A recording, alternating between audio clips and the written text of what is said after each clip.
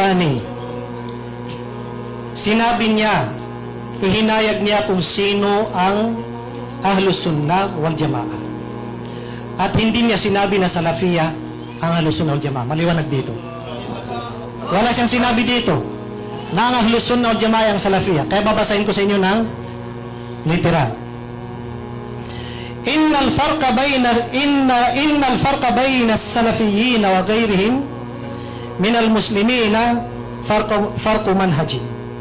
Fal muslimuna min ahli sunnati wal jamaati yanqasimuna min haythu al-aqidati ila ta'ifatain ithnatain al-maturidiyya wal asyairah. Hadha fi at-tauhid wal aqidati wa fi al-ahkam asy-syar'iyyati ila arba'ati madahib: Hanafiyah, Malikiyah, Syafi'iyah, Hanbaliyah. Was-salafiyuna fil aqidati, salafiyun ay yatabannawna aqidat as-salaf. Ito ang sinabi rito. Okay, sige. Sabi niya, katotohanan, ang pagkakaiba sa pagitan ng mga salafi at ang maliban sa kanila, nakasama sa mga Muslim, sabi niya, ay ang pagkakaiba sa manhaj. Ang pagkakaiba sa manhaj o pamamaraan sa pag-unawa at pag-intindi sa Quran at Hadis. Fal muslimuna min ahli sunnati wal jamaati, ito ang tandaan ninyo. Ang mga Muslim, sabi niya, na mga ahlus sunnah wal jamaa ay nahahati sa akida sa dalawang grupo. Yun sabi niya ang Maturidiyya at Asyairah. So napakalinaw dito na pinapatunayan ni Sheikh Albani na ang mga Muslim na Ahlus Sunnah wal Jamaa ay dalawa ang kanilang grupo, ang Asyairah at saka ang Maturidiyya. Malinaw dito. Hada fit tauhid wal aqidati. Yan ang tungkol sa tauhid at saka aqida, sabi niya. Patungkol naman, sabi niya, sa mga ahkam as-syar'iyyah, nahahati ang mga Muslim sa apat na madhab: ang Hanafiyah, ang Malikiyah, Syafi'iyah, Hanbaliyah. Ang mga Salafi, sabi niya, sa akida ay mga Salafi. Sila ay bumabase sa akida ng mga Salaf. Yun lang. So sino ang sinabi dito na Ahlus Sunnah wal Jamaah kung di kami? Sige po, pangilang talaga. Huwag niyo muna kanya kasi ako mag-explain mamaya. Napakaklaro. Akin yan. Inshallah ta'ala. Okay? Okay, so pangalawang tanong. Sige po. Pangatlong tanong na po. Panghuli na to. Kasi ang topic natin, si Allah umiral ba sa kanyang arsh. Okay? Si mahal ng Propeta SAW, tinanong niya ang Jariya ay Allah. Sabi niya, fis sama. Pangalat fis sama. Ang tanong ngayon, Sheikh Mahdi, tatanungin kita. Okay? Kapag di siya nag-i-explain siya bago siya magtatanong, di ako nagsasalita. Relax lang kayo. Okay? Ganun din, nagtaktak-rit ako. Okay? Ngayon, tatanungin din kita ng katulad ng itinanong ng mahal na Propeta sallallahu alaihi wasallam sa Jariya. Kasi itong pinakapunto ng topic natin eh. Okay? Sabi niya ang mahal na Propeta, Aina Allah, kalat fis sama. Okay? Tatanungin kita, Sheikh Mahdi, Aina Rabbuk? Saan ang iyong Panginoon? Patunayan mo mula sa Quran at ng hadith at ijma ng mga salafus salih. Aina Rabbuk? Yun lang po, saan ang iyong Panginoon? Dahil tinanong to, huwag mo nang masamain ang pagtatanong ng saan. Dahil tinanong ng mahal na Propeta sallam ang katanungan na ito, Ya Jariya, Aina Allah, Aina Rabbuk? Ay, mahal na Propeta, tinanong niya, hindi ko sinasabi. Lugar, ikaw nagsasabi niya, no? May lugar. Ibig sabihin, paparatangan mo mahal na Propeta na nagsasabi ng lugar. Walang sinabi ang mahal na Propeta na lugar. Kayo ang nagsasabi niyan. Okay, linawin po natin yung tanong. Ang tanong po ay, nasaan raw si Allah? Katulad kung paano daw ito ay ginamit ng ating mahal na Propeta Muhammad na itanong doon sa at iping babae na tinanong niya sa pamamagitan nito. Then, sasagutin yun ni Sheikh Mahdi kung anong sasagot niya doon sa tanong na yun na itinanong mismo ni Propeta Muhammad.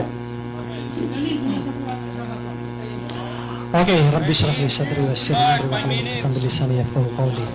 Yung hadis, mga magulang at mga kapatid, patungkol sa isang jariya o alipin na tinanong daw ng Rasul sallallahu alaihi wasallam na Aina Allah, totoo na ito ay makikita natin sa Sahih Muslim. Subalit, alam niyo po mga kapatid na hindi lang ang Muslim ang nagriwaya sa mga hadis, ng Rasul sallallahu alaihi wasallam. Ang hadis na ito ay mudtarib. Ang ibig sabihin ng hadis na mudtarib ay ang salaysay na iisa ang nagsalaysay, subalit nung ito ay nalipat sa hulihan, ito ay nagkaroon ng maraming bersyon. Itong sinasabi sa hadis ni Imam Muslim na Aynallah. Tanong daw ng propeta Muhammad sallallahu alaihi wasallam sa isang alipin na babae, ay nabanggit rin sa ibang mga hadis. Tulad ng hadis ni Imam Malik rahimahullah sa kanyang kitab na Muwatta. Ganito ang pagkakasabi sa kanyang kitab. Anna rajulan min al-ansari jaa ila Rasulillahi sallallahu alaihi wasallam bijariyatin lahu sauda faqala ya Rasulullah inna alayya raqabatan mu'minatan fa in kunta taraha mu'minatan atiqha faqala laha Rasulullah sallallahu alaihi wasallam atashhadina an la ilaha illallah qalat na'am qala atashhadina anna Muhammadan Rasulullah qalat na'am qala atuqinina bil ba'thi ba'da al-maut qalat na'am faqala Rasulullah a'tiqha. Ito ay nasa Muwatta Imam Malik. Sabi ng nagriwaya si Ubaidullah bin Abdullah bin Utbah bin Mas'ud. Sabi niya may dumating na ansar sa Rasulullah sallallahu alaihi wasallam, dala-dala ang kanyang alipin na maitim na alipin. Sabi niya, ya Rasulullah, ito ay aking alipin. Nararapat sa akin na ito ay aking palayain. Kaya kung ito ay mu'mina, kung ito ay naniniwala, ayon sa'yo, ya Rasulullah, ay papalayain ko. Kaya sabi ng Rasulullah sallallahu alaihi wasallam sa alipin na yun, sabi niya, atashhadina an la ilaha illallah. Ikaw ba ay naniniwala na ang Allah, walang ibang Diyos na dapat sambahin maliban sa Allah? Sabi niya, oo. Atashhadina anni Rasulullah, anna Muhammad Rasulullah. Ikaw ba ay naniniwala na si Muhammad ay Rasulullah? Sabi niya, opo. Sabi ng Rasul sallallahu alaihi wasallam, ikaw ba ay naniniwala na may pagkabuhay, pagkaraan ng kamatayan? Sabi niya, opo. Sabi ng Rasul sallallahu alaihi wasallam, palayain mo sapagkat ito'y naniniwala. Sa madaling salita mga kapatid, ang hadis na ito ay hindi Aynallah ang nabanggit sa ibang mga riwaya, kundi atashhadina an la ilaha illallah. Hindi Aynallah. Yung Aynallah na riwayat, ang mga imam tulad ni Imam An-Nawawi rahimahullah, pinadaif niya ang hadis na yan. Hindi po malakas ang hadis na yan. Kaya sapat na kasagutan sa inyo kung nagtatanong kayo, Aynallah ang sagot ng Allah subhanahu wa ta'ala, idha sa'alaka ibadi anni fa inni qarib. Kapag kayo ay tinanong, ikaw ay tinanong ng aking mga alipin tungkol sa akin, ako ay malapit, sabi ng Allah subhanahu wa ta'ala. Kaya saan ang matimbang? Itong sagot ng Allah mismo o ang sagot nitong hadis nila na daif?